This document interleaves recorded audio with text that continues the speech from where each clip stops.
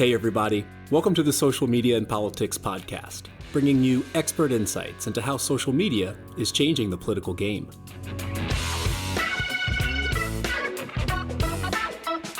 I'm your host, Michael Becerra, Assistant Professor of Communication and Media at Lund University. You can follow the show on X at SMNP Podcast or visit us on the web at socialmediaandpolitics.org.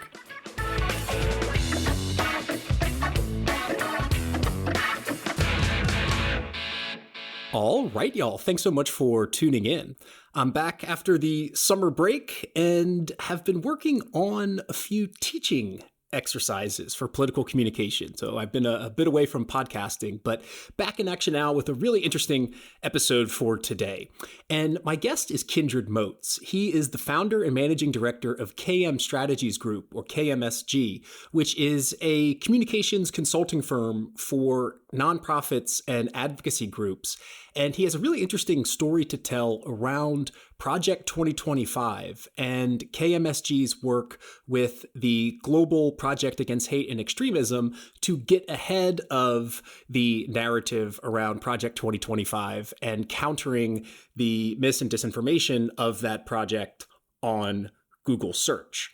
So we're going to be focusing on this very interesting information battle in ranking in the little box in Google search that will pop up when you search for information around something like Project 2025. And for those who don't know what Project 2025 is, it is essentially a policy document released by the Heritage Foundation, a right-wing think tank, for what the Trump presidency, if it happens the second time around, what they should do to essentially dismantle and streamline the federal government. And critics of Project 2025 argue that these policy initiatives will work against civil rights, trans rights, and break down the borders between church and state by promoting this kind of new conservative move towards making America a Christian-oriented state with a nuclear family, etc. And so there is a lot of discussion around Project 2025, and it's important to control that information environment on Google search, which we'll talk about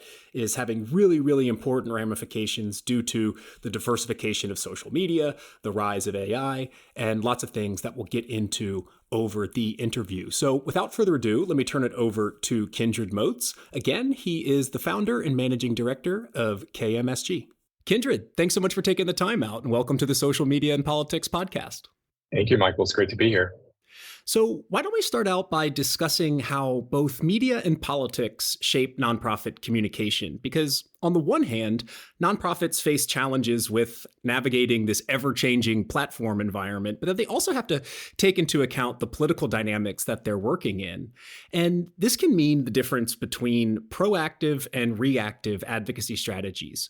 So can you describe these two different approaches to advocacy, proactive and reactive, and how they might lead to differences in digital strategy? Sure. I think ultimately they're two sides of the same coin. So it's important to be proactive. It's also important to realize that at some point you will inevitably always have to be reactive.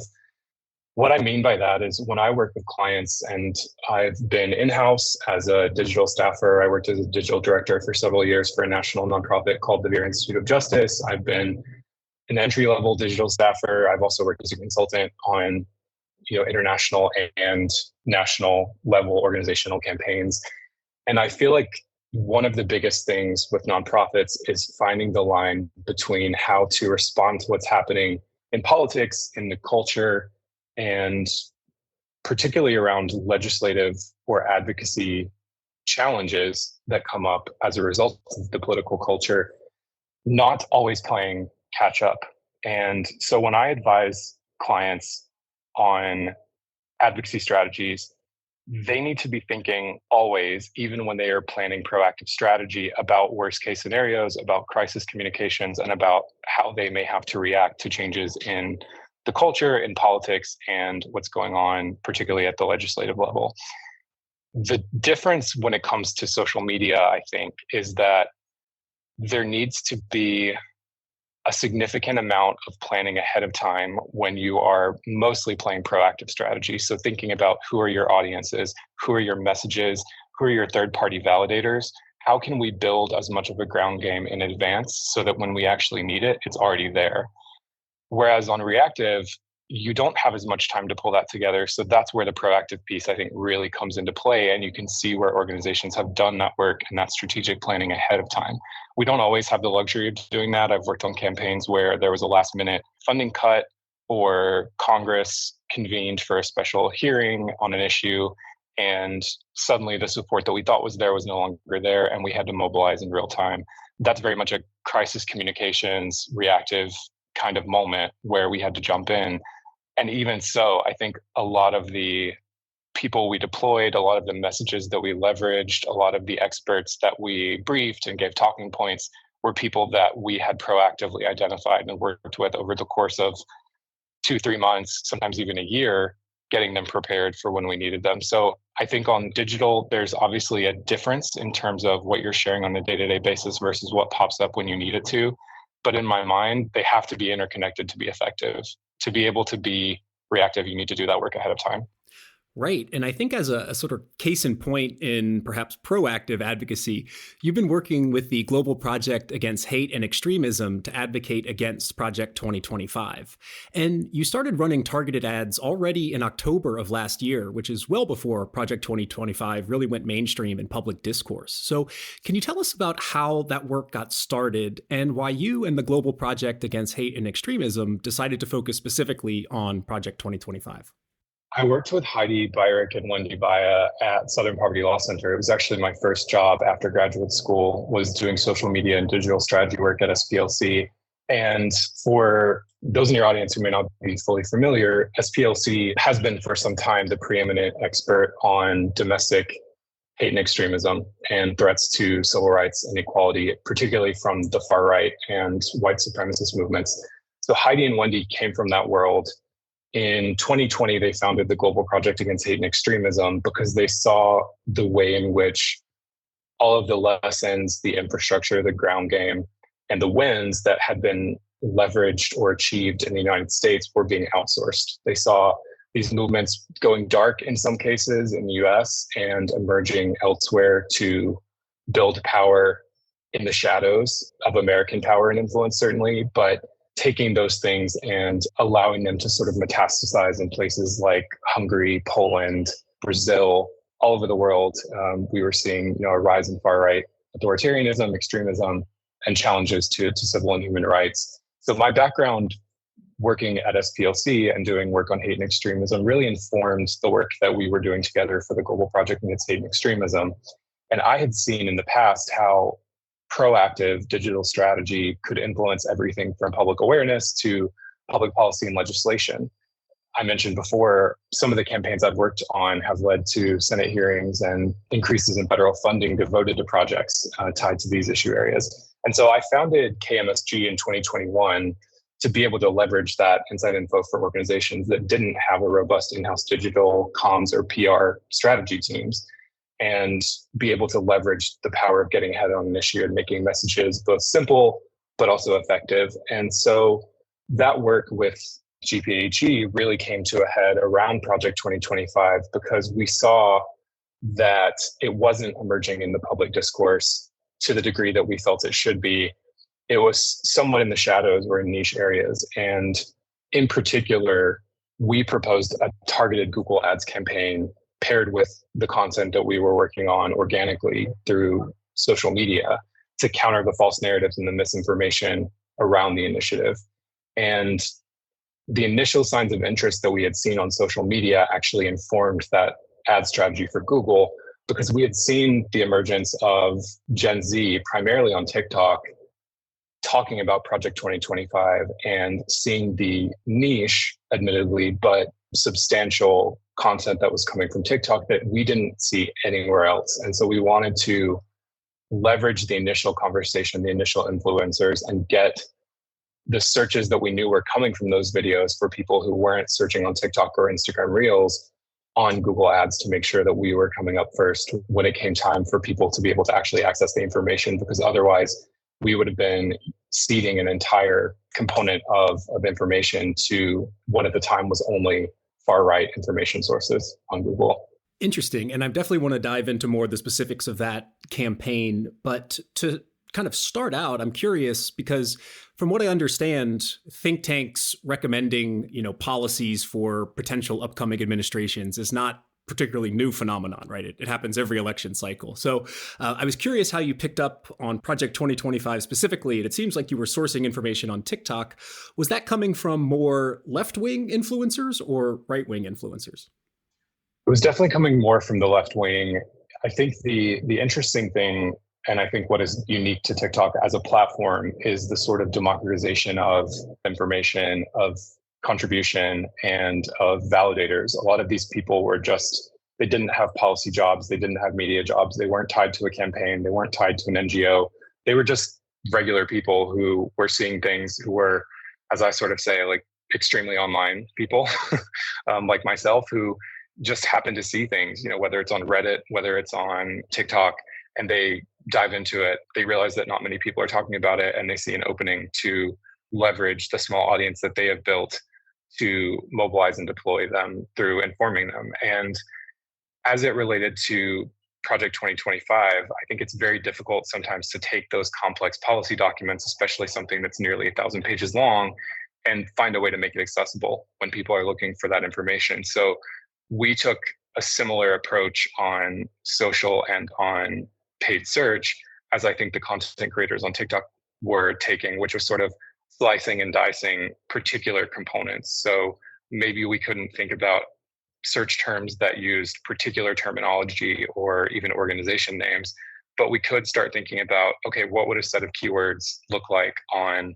LGBTQI rights, transgender rights, eradicating the Department of Education, eradicating DEI programs, critical race theory, climate change, the Department of Energy.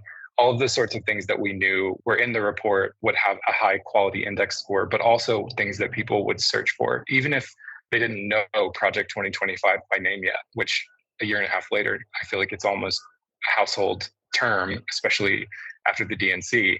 But at that time, it wasn't. And so we had to think about what are the things that people actually search for. And that's similar, I think, to the question of what do people actually post about?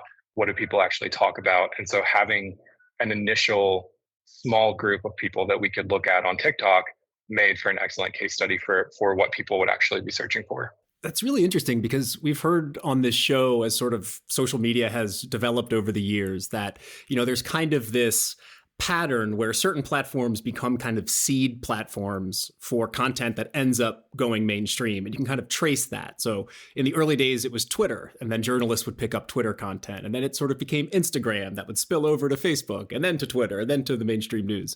So would you say that, because I'm just kind of curious how this very wonky policy document got so blown up almost a year and a half, 2 years after it was launched. Do you think that small discussion on TikTok may have played a role in all of us kind of knowing what Project 2025 is? I think it definitely played a catalytic role early on. I think at some point it became a snowball running down a hill where it could only grow just because of the amount of people who were learning about it and adding to it.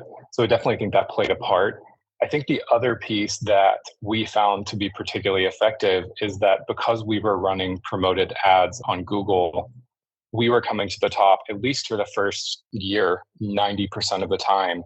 And since then, the only reason we aren't is because we are constrained by Google Ads for nonprofit budgets, which a lot of PACs, far-right actors or independently wealthy individuals aren't constrained by because they can spend as much as they want to refer people. But we had journalists and media outlets searching for it as they were learning about it. And we were coming up top with a very consolidated, engaging, and credible report that GPHE had created. And, their background and expertise in the sector, in the movements, and in the policies really made them an immediately credible source. And so journalists started contacting GPHE directly, talking with Heidi and talking with Wendy, and they were able to convey a seriousness of all the threats posed by Project 2025 that otherwise I don't think would have reached the fore as quickly, because we were being proactive. And as people who were sort of thought leaders, influencers, and gatekeepers in the media were searching, they were learning about the work and the policy document not from the Heritage Foundation and not from project2025.org, but from the Global Project Against Hate and Extremism. And so that was one of the primary goals. And I think the other piece that's really important is that this document, sort of as a basket of all things horrible and terrible, was sort of all things to all people in the form of threats. There was something for everyone to read and be like, oh my God, I cannot believe that they're doing that. I cannot believe that they want to do X, Y, and Z. And we saw that even in cases like Taraji P. Henson at the BET Awards going on a 2-minute monologue about Project 2025 and how it would disproportionately impact people of color and Black Americans in particular. There was a massive spike after that in search and engagement and content that we wouldn't have seen if there hadn't been a particular emphasis on explaining the impact on a particular community from someone who was a credible messenger within that community on a platform that was, devoted to that audience. And so that's, I think, where you see the power of really credible messengers, credible platforms, and targeted audiences starting to pop up in the real world as well. Right. And I'm curious about this Google search ad campaign. I think it's the totally right move here because you have this kind of vague term when people first encounter it, like what is Project 2025? And of course they go to Google then to search for information. But I'm curious how the targeting works, if there even is targeting there. Like, how do you set up your campaign so that it reaches the right audience? Is it just a matter of having the right keywords such as LGBT? Or is there a more narrow way to make sure that the people you want to see are actually seeing your message when they Google around for Project 2025? It's a great question. I've definitely worked with campaigns in the past where one of the most important questions that I've advised clients on is not who do you want to see this content, but actually who do you not want to see this content? Because sometimes that's a more important question depending on what you're trying to do, who you're trying to reach, who you're trying to influence, and the political risks or organizational risks or challenges that might come up if you're not very particular about that. In this case, we actually didn't do that. We were going for maximum reach and maximum impact.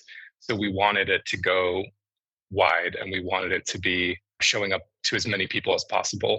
Part of that was because we knew the infrastructure was set up initially to preference the Heritage Foundation and project2025.org and the sort of right wing, far right, and in some cases extreme organizations that were promoting the content and that created the content. So we knew that we already had sort of an SEO challenge in the sense that there were numerous web pages, numerous documents, and even some light reported coverage that would prioritize those organizations. So we had to kind of blanket as much as we could, given the limited constraints of the budget, to do that. So that was a little different here.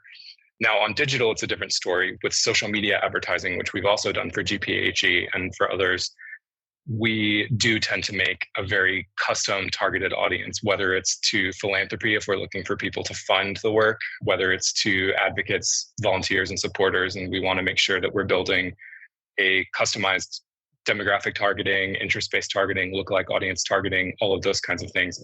We've done that. But for paid search, in this case, we didn't do that. And in fact, as the campaign took off and started using more and more of the budget, we got to the point where the Project 2025 ad set was capping out nearly at the top of the $10,000 limit that Google Ads has for nonprofits. So we had to start thinking about where do we limit the other things that we're promoting, reports, content, and advocacy, so that we could kind of make the most of the moment as people were searching, especially once other people started entering the environment and bidding against us who could go above the $2 per click cap that Google has for nonprofits. So a lot of this was sort of trying to fight with one hand or two hands tied behind our backs and still managing to succeed in spite of that, which was a really good feeling. It also just makes you wish that you had slightly deeper pockets to be able to do what some of the other folks are doing. But that's the nature of nonprofit advocacy, right?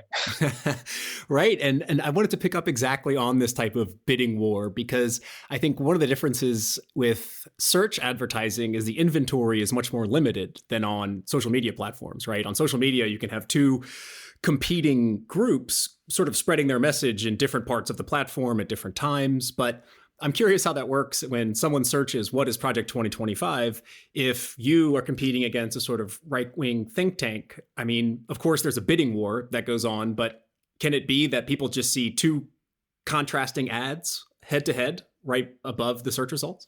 Yes, and usually that's what happens. Depending on where we are in the month, it's sort of like a household budget. You're willing to spend more right after your paycheck hits than you are at the end of the month when you're still waiting on a new one and you're wondering whether you're going to have enough for basic things afterwards. We would see that most of the time we would be, for the first 2 or 3 weeks of the month, we would be coming up above some of the other folks. And as they had a more robust budget or they hadn't used as much of their budget, when we had capped out, they would be more likely to come up top. But most of the time we would be first, and you would see then the Heritage Project started to run ads. Others in the far right space on the policy side started running ads. And in other cases, there would be something from GPAHE, and then there would be something else from the Anti-Defamation League or Southern Poverty Law Center. So other folks entered the space who I'm sure, based on what I know about their organizations, having worked inside one of them, are very well resourced, are very large, and have large digital teams. So they weren't encountering some of the same resource constraints. But because we had the long runway, because we were proactive rather than reactive, we had built up a really high quality score, really high index average, and we were able to take advantage of that. So there's definitely a possibility of having competing messages. I also think that played a role in how we framed some of our headlines, some of our summaries, saying the dangerous threat to American democracy, or revealing the truth about the threats to civil rights and liberties, those kinds of things, so that even if someone saw a simple headline, which was typically what the far right were advertising, we were giving something compelling that was a bit of a demystifying, myth-busting, countering mis and disinformation framework that made it more compelling to the people who we wanted to reach, but also to people who might have been sort of Project 2025 pilled or Project 2025 curious. They would have at least a sort of counter narrative or counterfactual coming up for them as well, which is why we didn't want to limit the targeting. Right. And I wanted to ask you exactly about those content decisions, because, let's say you have a for and against message competing in this tiny ad space on Google, right? You have a couple words for the headline and a little bit for the meta description. How do you try to maximize clicks in that environment, particularly as you said that this document, this 920-page document, is super technical and very wonky. So how do you try to attract clicks? Do you have any tips on what particularly seemed to work for this campaign? I think being as specific as possible, given the character constraints, is really important. So a lot of people who I've worked with in the past who have done Google Ads try to make it extremely generic so that it is accessible, so that it's not super niche, and so that people who are searching are more likely to click it.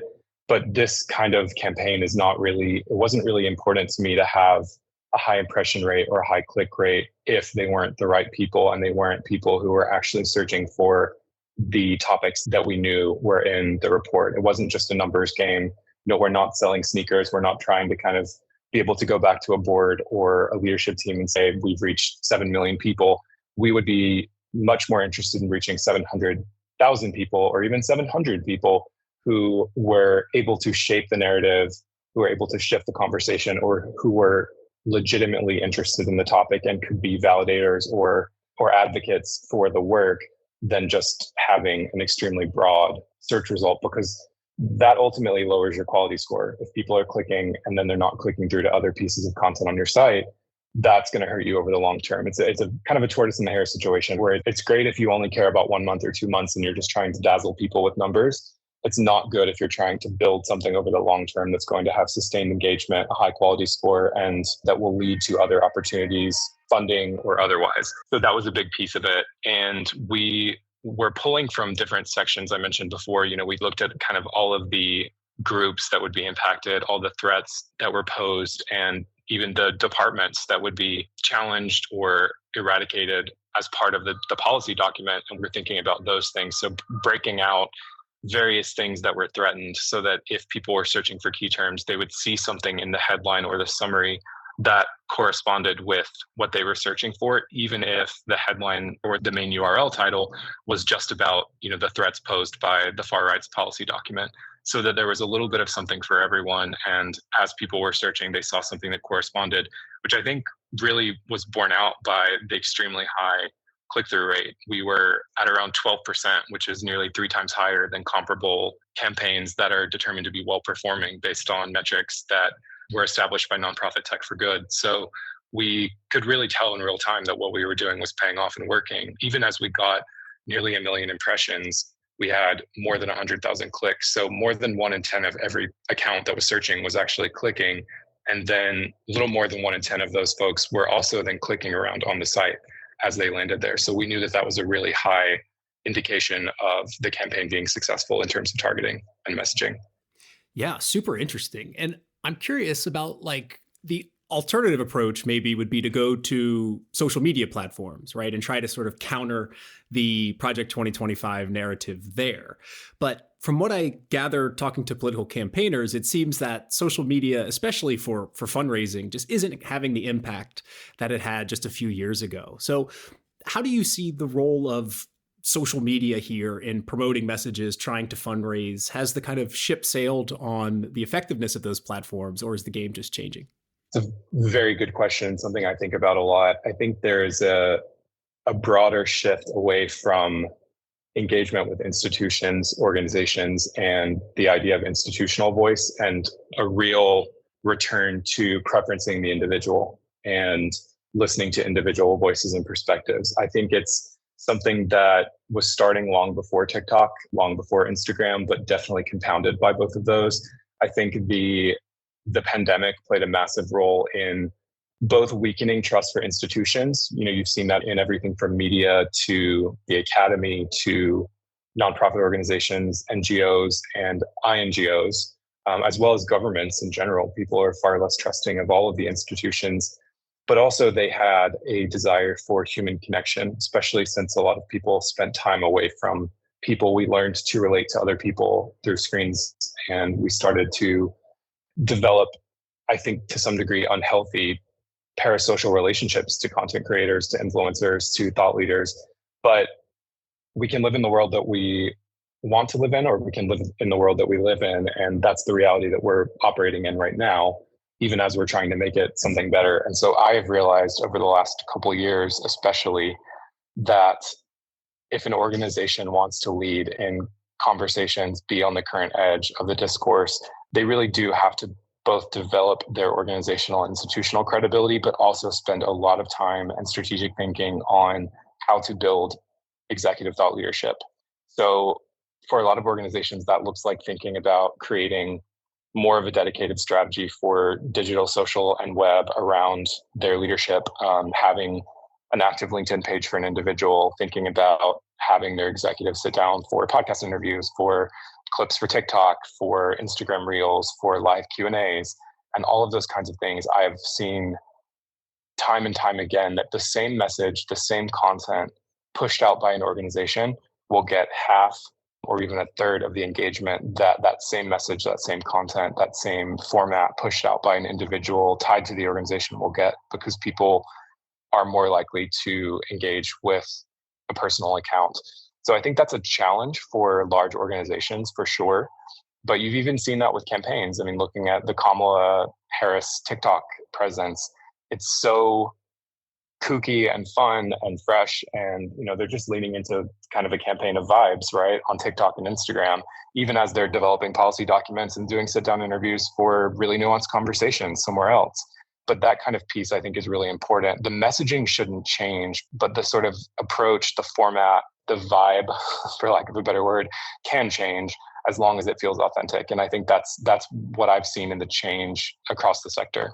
Interesting. So what you're saying is actually to take something like an institution or an NGO and personify it with the executive leadership. Which, of course, is not without risk, right? Because people leave institutions, people move on, people have other opportunities. So I've really tried to convey that with the folks that we work with.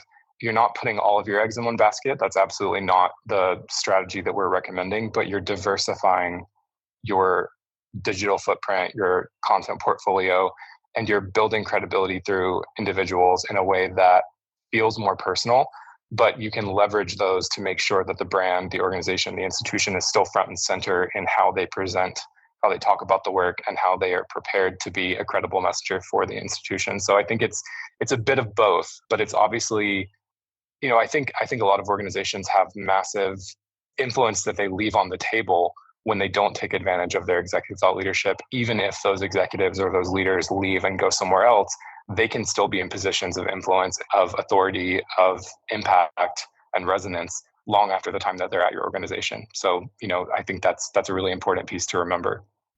Absolutely. And, in kind of wrapping down here, I'm curious if you have any other sort of recommendations or tips for nonprofit communication, because you recently fielded a survey of around 20 top nonprofits in the sector about their confidence and comfortability in using digital platforms. And that kind of came back with mixed results, that nonprofits are definitely struggling with the digital landscape. So do you have any advice for kind of best practices to keep that communication authentic, but also impactful? Definitely. I think the challenge right now is that there's always a resource challenge with institutions that are nonprofit institutions, whether it's in general with their program work, getting people who are able to help drive the mission forward.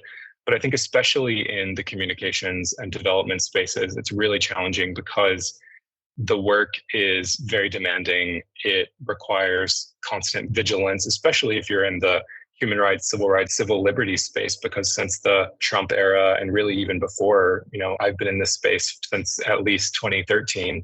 And 2013 to 2016 was sort of easy breezy compared to 2017 onward. It feels like there's just been an absolute hyperdrive of assaults, of content, of hate, mis and disinformation, and that sort of thing really wears on you when you're having to look at it all the time and there's a constant stream of hate and negativity coming up. I think the best recommendations that I have are just to really find your audiences, your message, your voice, and be consistent. It doesn't mean that the content will have to look the same across all the platforms, but you shouldn't be having to do logistical backflips or somersaults to make your organization sort of stand out on a platform. People really understand when you're being authentic, when you're being vulnerable, when you're meeting them at a human level. And I think that's really important and sometimes gets lost in organizations, particularly mid-size and large organizations. I think smaller nonprofits understand that, but they don't have the ability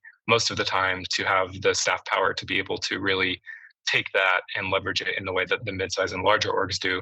By the time you're mid-size and larger, you have the capacity, but you've lost touch with the messaging or the authenticity. So depending on the size of the organization, the recommendations change. But I think one of the most important lessons that we had from the Google Ads campaign, and something that I want to see more people talking about that I haven't yet, I think there's a lot of skepticism around paid search if you're not trying to sell something, that I see really being a missed opportunity for nonprofits. I think that especially given the rise of artificial intelligence and how it is playing such a huge role in how people are creating content now, how they're sourcing content, how they are searching, it is on track to be one of the most integrated features within search, paid or organic, in the next 18 months. It's already influencing how paid search is working. And it's taking, when you search on Google now for something like Project 2025, for example, you're going to see an AI summary up top in many cases before you even see promoted advertising. So how you rank in the search, how you're indexed, what your quality score is, all of those things are going to influence how you are summarized by AI and how most people will interact with you on the front door of their search engine. And I think that is incredibly, incredibly important. It's a huge risk if you're not playing in that space, if you're not thinking about what does our web presence look like? Are we thinking about key terms, terminology, phrases that people would search for? And what are our sort of adversaries doing? I know, in the nonprofit world, we're mostly dealing with 501c3 organizations in the US, which have to be nonpartisan.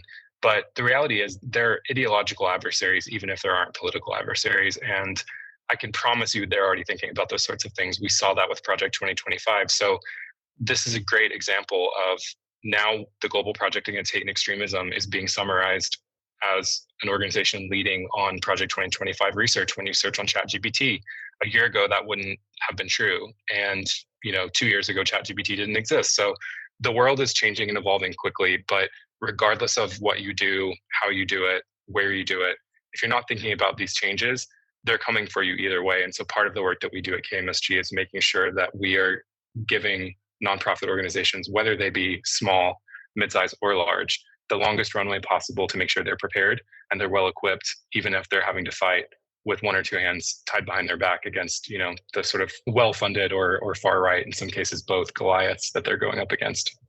Absolutely. And a couple things I take away from this conversation are, as the 2024 US election heats up, we have, the social media landscape, but also the search landscape. And we have the kind of official campaigns and also the nonprofit battles that are also going alongside this. So it'll be very interesting to see how it all shakes out. But Kindred, thanks so much for taking the time out and sharing your insights with us. Thank you so much, Michael. I really enjoyed it.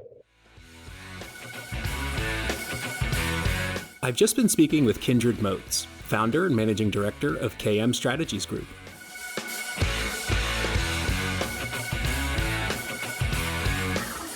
And that's a wrap for this episode of the Social Media and Politics podcast. Thank you so much for tuning in.